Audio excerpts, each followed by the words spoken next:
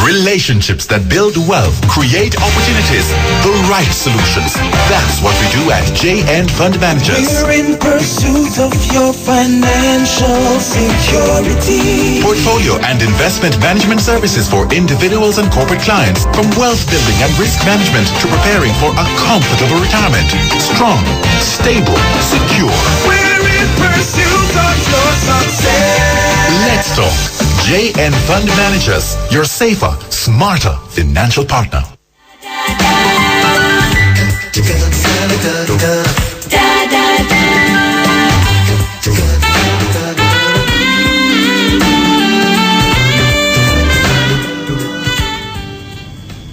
Good morning, Team JN Fund Managers. You have been missing in action for 2 weeks. How are you, Dolores Jones and Haley Crossdale? How are you doing?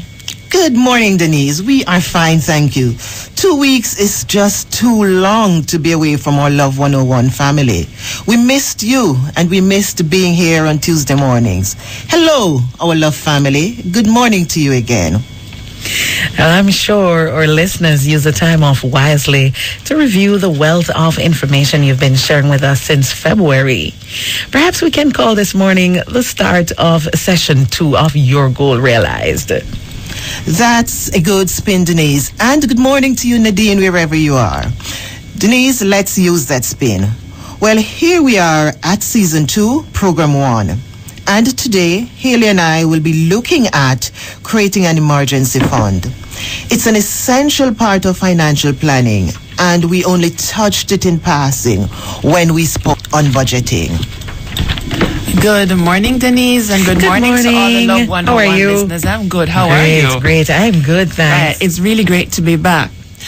Now, we as Jamaicans, we love to have a plan B in case our plan A doesn't walk straight as we had hoped it would. And now is how we have achieved so many of our goals through contingency planning. Remember, every rain must fall someday, right? Now, back in the day, we'd put aside some emergency money in our head tie or knot it up in our handkerchief. Today, we have other means of putting away our emergency funds, and are we doing it correctly? This morning, we're going to look at what an emergency fund is, how we can create sufficient funds for this purpose, how much do we need to accumulate, and what is an emergency.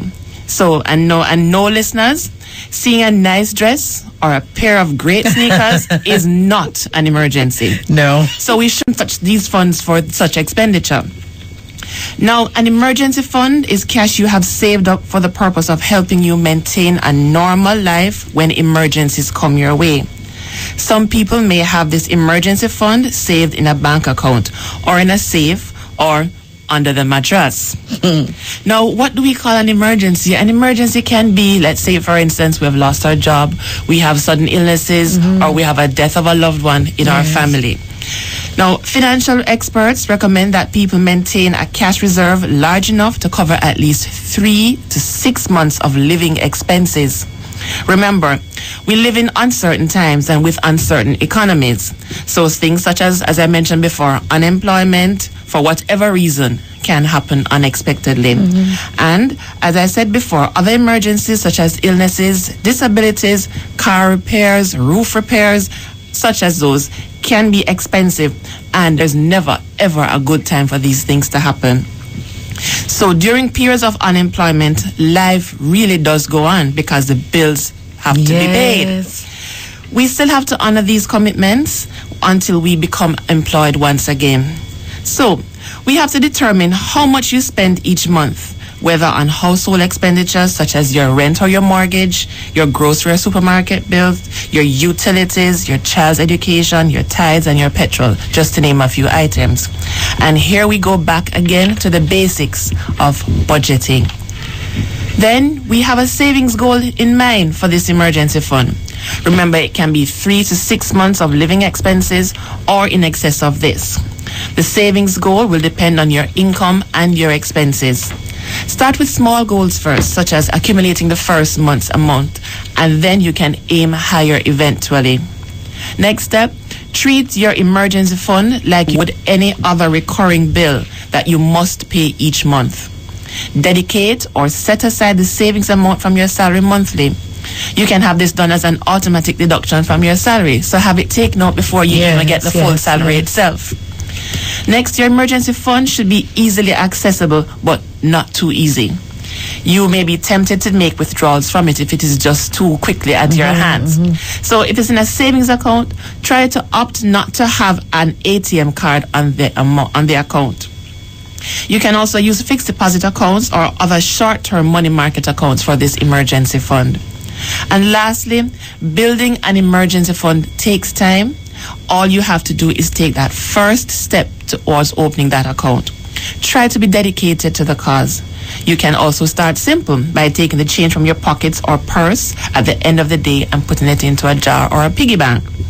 Remember, your emergency fund should not be viewed as a piggy bank or the account you turn to just because it's there.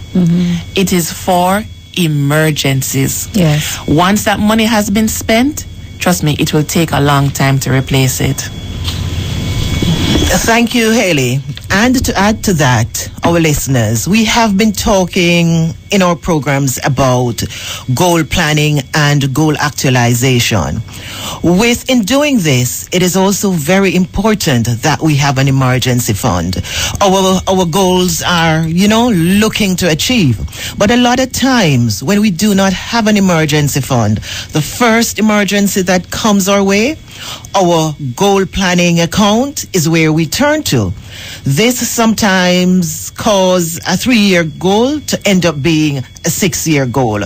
So we must, in our goal planning process, also have our emergency account so that whenever an emergency occurs, we do not delay our goals by running to our emergency fund. So goal account, emergency account, they must be running together for us to achieve the financial things that we plan to achieve in life. Over to you, Denise. Great. Sounds good. Sounding really good.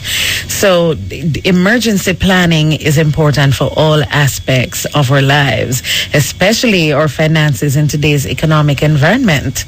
No matter our age, we have to learn from the girl guides and the Boy Scouts and be prepared. Absolutely. Yes.